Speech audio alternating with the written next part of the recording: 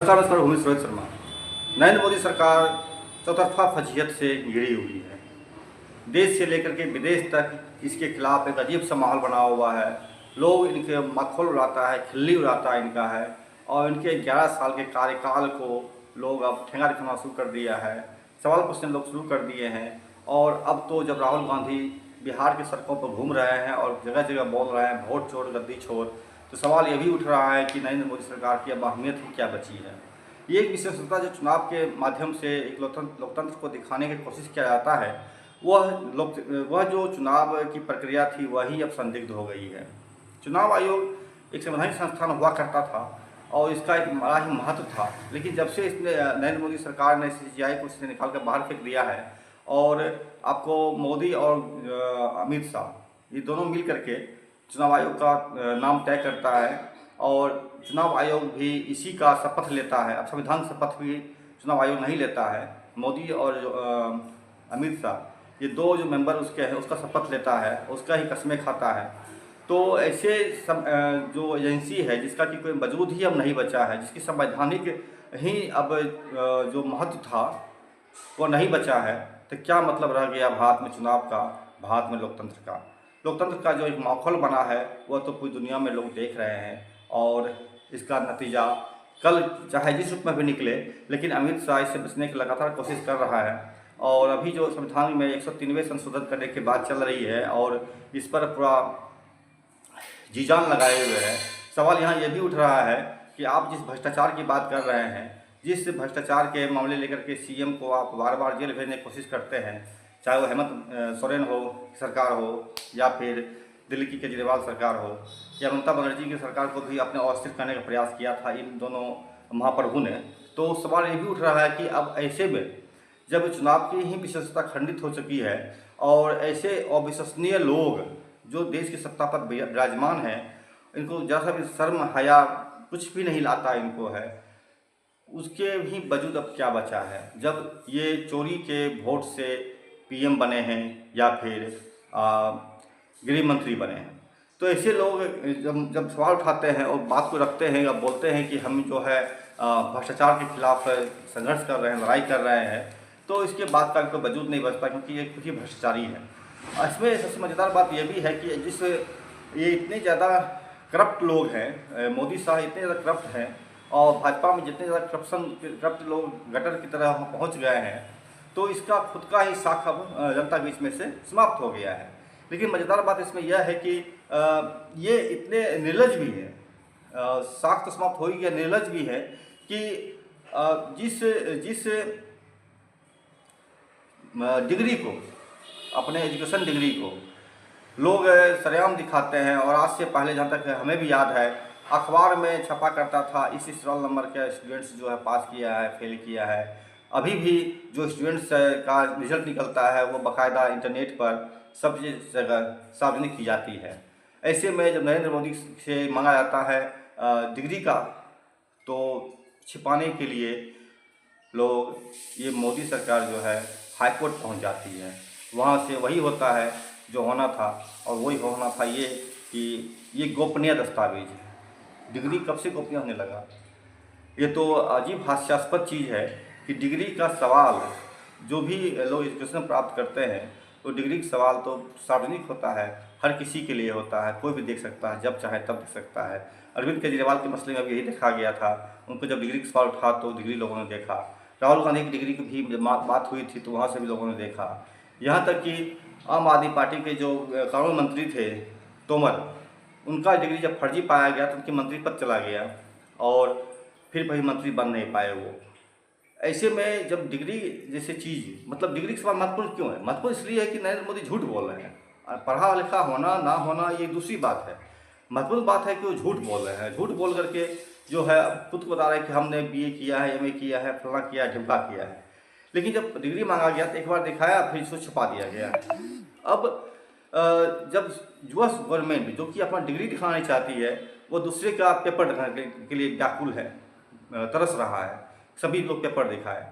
Degree का सवाल महत्वपूर्ण क्यों है? महत्वपूर्ण इसलिए है कि डिग्री अगर देखा जाता है अगर, तो उसकी विशेषता खंडित होती है। क्योंकि पिछले बार जब डिग्री उसने दिखाया था अमित शाह ने एक प्रेस कॉन्फ्रेंस में, उसी समय सार्थक शुरू हो गया कि नरेंद्र मोदी का जो डिग्री का प्रकरण है ये झूठ है, क्योंकि जिस समय डिग्री बनाया गया था उस समय में कंप्यूटर ही नहीं था और डिग्री बनाया गया है कंप्यूटर पर। तो सवाल है कि डिग्री फर्जी है। जब डिग्री फर्जी अगर है तो अमित शाह जो 103वें संशोधन करने की बात कर रहा है कि पीएम भी और सीएम भी, तो सबसे पहले तो पीएम को देना पड़ेगा इस्तीफा, नरेंद्र मोदी सरकार को अविलंब इस्तीफा देना पड़ेगा। ये डिग्री का मामला है और उसको अरेस्ट करके जेल में भी डाला जा सकता है, जिस तरह से तोमर को डाला गया था। तो ये एक भारी फजीहत की स्थिति बनी हुई है। इस फजीहत को से बचने के लिए मोदी सरकार जो बार बार कोर्ट की शरण जा रही है, कोर्ट का मामला बना दिया है, जबकि कभी भी किसी का भी डिग्री जो है कोर्ट का फंक्शन होता ही नहीं है। किसी का भी डिग्री सार्वजनिक होता है, आम लोगों के लिए भी होता है।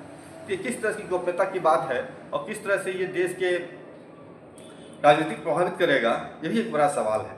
डिग्री के प्रकरण पर जो भी कहा जाता है कि गोपनीय चीज़ है, तो गोपनीयता तो बिल्कुल ही नहीं है। लेकिन इसमें एक चीज़ ज़रूर है कि मोदी की गद्दी जाएगी। अब मोदी गद्दी डिग्री से जाएगी या फिर वोट चोर गद्दी छोर का जो स्लोगन चल रहा है पूरे देश में, जो बिहार से उठा था, वह उसका असर किस रूप में दिखेगा, ये भी देखने वाली बात होगी।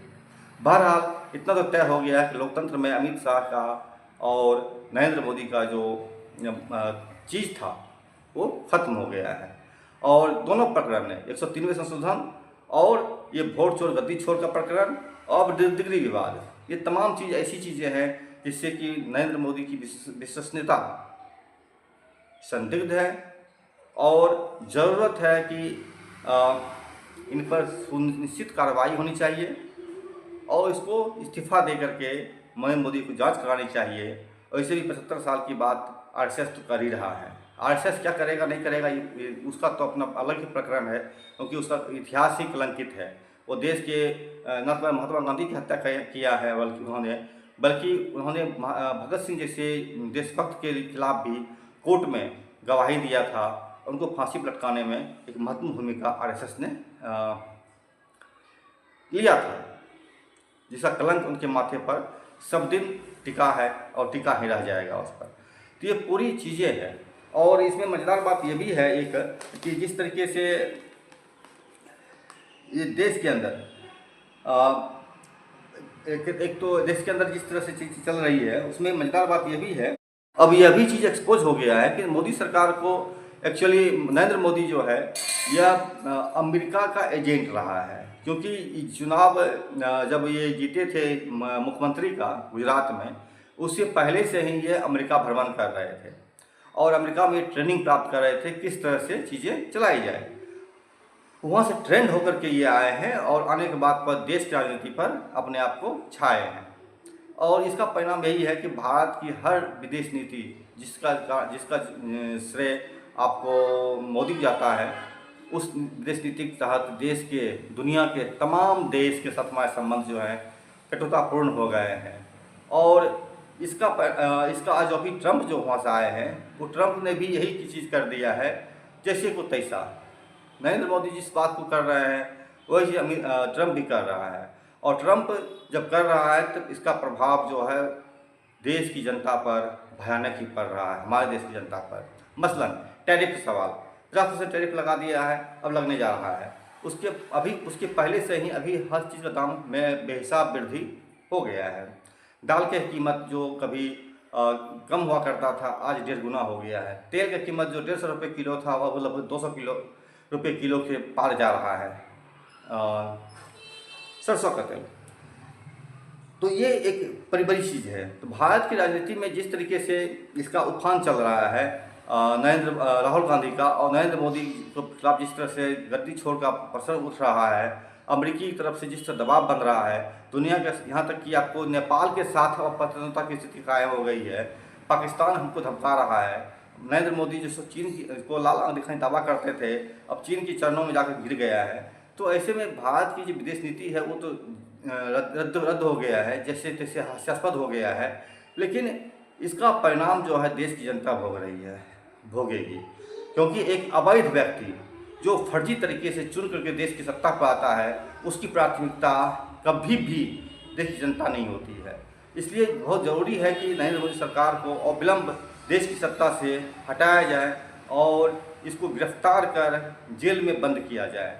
बेशक जैसे देश में जिस यहाँ पर कि राष्ट्रपति का जीवन का कोई वैल्यू नहीं होता है, उपराष्ट्रपति धनखड़ कहाँ लापता हो गए किसी को नहीं पता है, जज लोया लापता हो गए, उनकी मृत्यु हो गई, और उसके हत्यारे कौन थे आज तक चला नहीं पता किसी को। बड़े बड़े एक से एक धाकर जो योग्य लोग थे, जैसे पांड्या हो या फिर जो भी लोग हों, धनखड़ भी तो गायब ही हो गए हैं। तो ऐसे में ऐसे क्रूर व्यक्ति जो संविधान की कुवत नहीं मानता है बल्कि अपने आपराधिक चरित्र से देश की हर संवैधानिक संस्था को डराए हुए है, भयभीत किए हुए है, और उसके खिलाफ नए तरीके से चाल चल रहा है, षड्यंत्र बुन रहा है।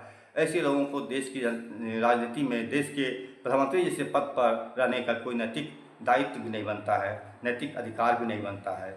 ज़रूरत है इसको अविलंब देश की सत्ता से हटाया जाए, हटा करके पुनः चुनाव करवाया जाए, या फिर रिकाउंटिंग के जरिए चुनाव को पुनः दुरुस्त किया जाए।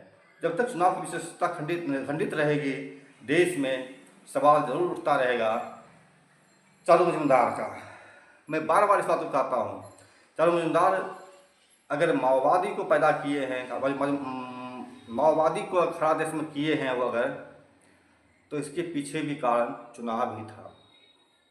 आज भी अगर चुनाव इस तरह से फर्जी चलता रहेगा, निश्चित तौर पर यह माओवादियों का ज़मीन पैदा करेगा और माओवादियों को मजबूती प्रदान करेगा।